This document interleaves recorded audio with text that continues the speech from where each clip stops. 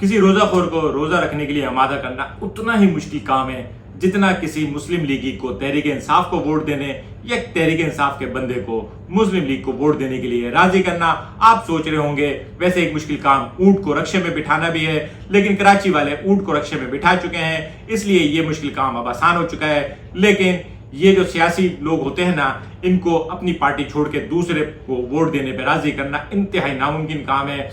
آج ہم بات کریں گے روزہ خور اگر روزہ رکھ لے تو۔ اس سے پہلے کے ویلاگ میں نے آپ کو تفصیل سے بتائی تھی کہ روزہ خور کس کس طرح کے بہانے بناتے ہیں روزہ نہ رکھنے کے، اور آج میں آپ کو بتاؤں گا اگر وہ روزہ رکھ لیں تو پھر وہ کیا کچھ کرتے ہیں۔ اگر آپ نے اب تک میرا چینل سبسکرائب نہیں کیا ہے تو پلیز میرا چینل سبسکرائب کریں اور بیل آئیکن پریس کریں۔ ویسے تو آپ جانتے ہیں روزہ خور کے پاس روزہ نہ رکھنے کے 100 بہانے ہوتے ہیں، جس میں کوئی بیماری یا مختلف وجوہات ہو سکتی ہیں، لیکن اگر کوئی موٹیویشنل اسپیکر بہت زیادہ ان کو زور ڈالے اور روزہ رکھنے پہ راضی کرے تو پھر وہ کچھ اس طرح سے راضی ہوتے ہیں جس طرح سے اس وقت کی حکومت الیکشن کرانے پہ راضی ہو رہی ہے۔ اول تو یہ الیکشن کرانے پہ راضی نہیں ہے، اور اگر راضی بھی ہوتے تو پوری کوشش کر رہے ہیں کہ کسی نہ کسی طرح سے الیکشن کو ٹالا جا سکے، تاخیر کی جا سکے، ڈیلے کیا جا سکے۔ بالکل اسی طرح سے روزہ خور کا بھی حساب ہے، وہ بھی پہلے تو راضی نہیں ہو رہا ہوتا، لیکن اگر راضی ہوتا ہے تو پہلے وہ کہتا ہے کہ جمعے کا دن افضل ہوتا ہے، اگر روزہ رکھنا ہی ہے تو چلو جمعے والے دن رکھ لیتے ہیں، اور پھر جمعے کے بعد وہ اس کو یاد آتا ہے کہ جمعے میں سب سے افضل جمعہ جمعۃ الوداع ہے تو جمعۃ الوداع کا روزہ رکھ لوں گا۔ اس کے علاوہ اس کو طاق راتیں یعنی 21، 23، 25، 27 بھی یاد آتا ہے، اور پھر اس کو یاد آتا ہے کہ 27ویں کے روزے کا تو سب زیادہ فضیلت ہے۔ تو اس طرح سے وہ اپنے موٹیویشنل اسپیکر کو ڈاج کرنے کی کوشش کرتا ہے کہ کسی نہ کسی طریقے سے اس موٹیویشنل اسپیکر سے بچا جا سکے جو اس کو راضی کر رہا ہے کہ روزہ رکھے۔ تو دیکھو بھائی، اگر اس موٹیویشنل اسپیکر نے اس کو روزہ رکھنے پہ راضی کر ہی لیا تو یہاں موٹیویشنل اسپیکر ایک بہت بڑی غلطی کرتے ہیں۔ ایک بندہ جو روزہ رکھنے کو راضی نہیں ہے، کسی نہ کسی طرح سے آپ نے اس کو راضی کیا ہے، تو وہی دوسرا ایک دوست آگے کہتا ہے کہ یار اکیلا روزہ نہیں رکھنا، اکیلا روزہ رکھو گے تو وہ یہیں گھومتا رہے گا، 2 روزے رکھو کم سے کم تاکہ جوڑی میں اوپر جا سکے۔ اب وہ بندہ جو پہلے ہی روزہ رکھنے پہ راضی نہیں ہے، وہ 2 روزے سنتے ہی بدکنے کی کوشش کرتا ہے کہ یار اب 2 رکھیں گے، اور پہلا والا جو موٹیویشنل اسپیکر ہے کہتا ہے وہ رائے دیتا ہے ایک جمعے کا رکھ لینا، ایک 27 کا رکھ لینا، یا ایک اتوار کے دن کا رکھ لینا۔ ابھی عدالت نے بھی 2 موقع دیا ہے نا، اسمبلی میں الیکشن کرانے تھے، لیکن عدالت نے ایک اسمبلی کا الیکشن کرانے کا حکم دے دیا اور دوسرے اسمبلی کے الیکشن کے بارے میں کوئی نہیں کہا۔ تو اسی طرح سے اس روزے دار کو بھی اتنا پریشر نہ دیں، بھائی کو راضی کریں کہ اگر وہ خوشی خوشی رکھ لے تو بہتر ہے۔ خیر، اس کو راضی کر کے کسی نہ کسی طرح سے آپ نے روزہ رکھوا دیا۔ اب وہ جس دن سحری کی رات ہے،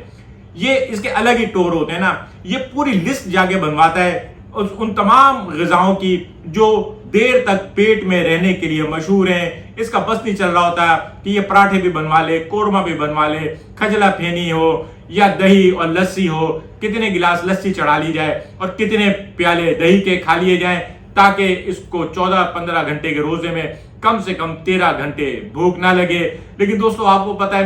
میں آپ کو بہت پہلے یہ بات بتا چکا ہوں کہ دنیا میں سب سے زود ہضم غذا سحری ہے۔ آپ سحری میں کتنا ہی کھا لیں، لیکن جب آپ صبح سو کے اٹھتے ہیں نا تو اس وقت آپ کو کہ سحری ہضم ہو چکی ہوتی ہے۔ یہ بھی قدرت کا نظام ہے۔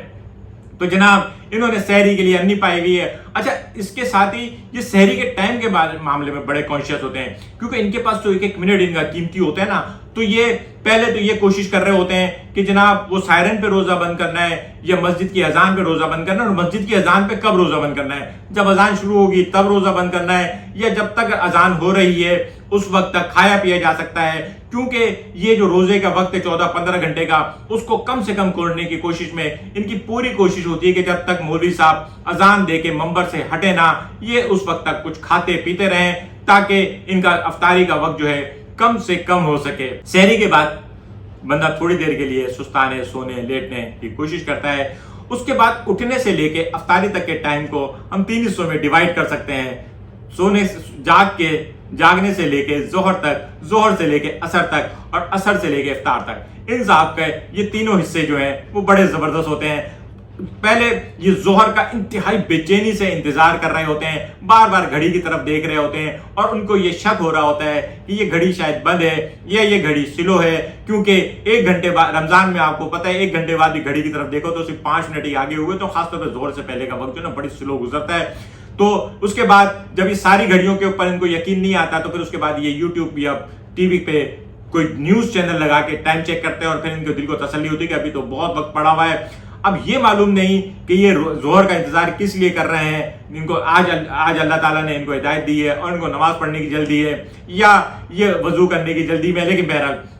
دوستوں ہمیں کسی کے اوپر شک نہیں کرنا چاہیے. ہمیں اچھا گمان رکھنا چاہیے اور یہی سوچنا چاہیے کہ بھائی نماز پڑھنا چاہ رہا ہے اور ویسے بھی ظاہر ہے بہت دنوں بعد روزہ رکھا ہے. اب اس کو آج اب یہ چاہ رہا ہے کہ دنیا کو پتہ چلے کہ اس کا روزہ ہے. اس کا گیٹ اپ بھی آج مکمل روزے والا, سر پہ ٹوپی بھی نہیں اتر رہی بلکہ ہاتھ میں ایک چھوٹی سی 33 دانوں والی تسبیح بھی ہے.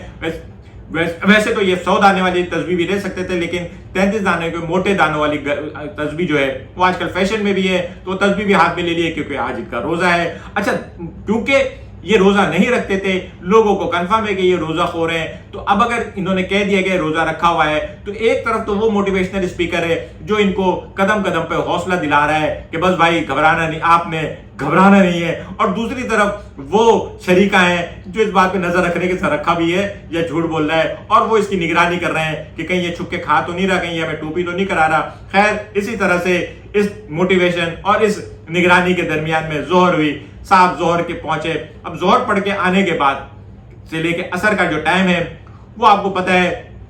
عام طور پہ آفس میں کام نپٹانے اور گھر واپسی کا ہوتا ہے. اس درمیان میں ان کی جو انرجی لیول ہے وہ بالکل لو ہو چکا ہے کہ حالانکہ انہوں نے سحری میں وہ تمام چیزیں کھا لی تھیں جن کو عام دنوں میں کھانے کے بعد بندہ گاما پہلوان کو بھی پٹک سکتا ہے, لیکن کیا کریں, سحری ہے جو ہضم ہی ہو جاتی ہے اور ظہر کے بعد تو سحری کا نام و نشان بھی نہیں ہوتا. انرجی لیول لو ہے اور اب ان کے دماغ میں کچھ چڑچڑاپن آ گیا ہے اور اب یہ ہر کسی سے الجھنے کی کوشش کر رہے ہیں. بھائی اب یہ نہیں پتا کہ یہ اس وجہ سے الجھ رہے ہیں کہ ان کے جسم میں جو انرجی لیول لو ہوا ہے اس کی وجہ سے ان کو ٹینشن میں ہے, یا یہ پھر اس وجہ سے کہ سب کو پتا تو چلے کہ آج بھائی نے روزہ رکھا ہے. خیر, اسی طرح سے یہ اب جو ہے نا ان کی جھنجھلاہٹ, لڑائی جھگڑے, کسی سے بحث, کام نہیں کرنا, سستی, کاہلی, کبھی کبھی تھوڑی تھوڑی دیر میں اونگ جانا, ٹیبل پہ سر رکھ کے سو جانا وغیرہ کرتے کرتے یہ